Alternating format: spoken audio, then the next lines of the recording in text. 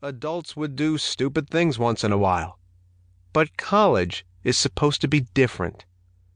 College is where students who are good at a sport, or at least enjoy it, can play in their spare time to round out their education. Sure, the really good athletes can also use it as a springboard to the pros, but at its core, intercollegiate athletics is intended as a healthy adjunct to the pursuit of an academic degree. Where did I get this crazy idea?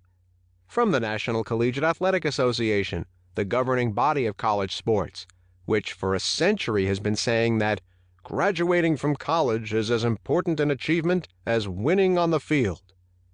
But that clearly isn't true, and it never has been. When fans sit down in front of their 60-inch high-definition Samsungs for a college game on ESPN or one of the proliferating number of cable networks run by the colleges themselves, they're not hoping to find out how the players are doing in their math classes. They want to be entertained.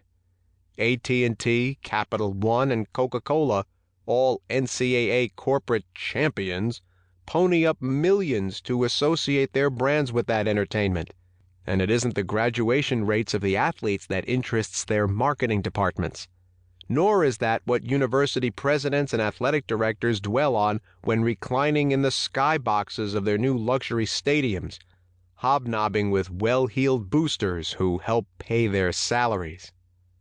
In fact, the modern college athletic department is attached to the school in name only. It functions essentially as a subsidiary of corporate funders, unaccountable private booster groups, and professional marketing giants like IMG and Learfield, which are so embedded at some universities that they use campus offices and control everything from stadium advertising to the coach's radio show. The money to be made is so alluring that Wall Street has jumped in, with private equity firms bankrolling companies that cater to college sports.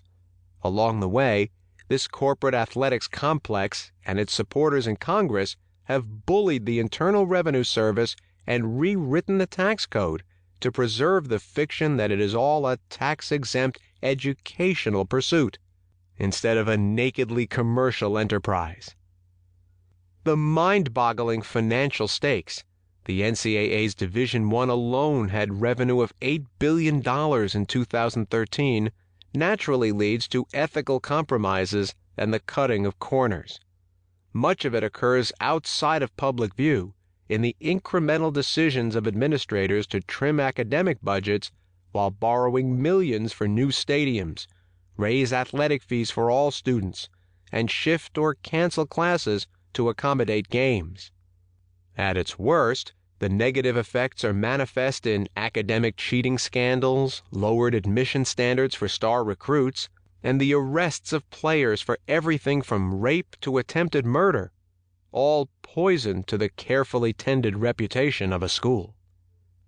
How did we get to this place at our institutions of higher learning, where education, the law, and even basic morality take a back seat to the rapacious, smash-mouthed needs of the multi-billion-dollar business empire known, quaintly, as intercollegiate athletics? It only makes sense if you accept that big-time college sports exists as an end unto itself. Certainly it has its benefits. It gives local fans something to cheer. Students and alumni feel good about their teams, and for a select few schools, there are monetary and institutional rewards. But for the most part, it is simply an entertainment platform, broadcast to millions of viewers who have no attachment to the schools involved, and directed by well-paid professionals whose primary mission is to grind out wins.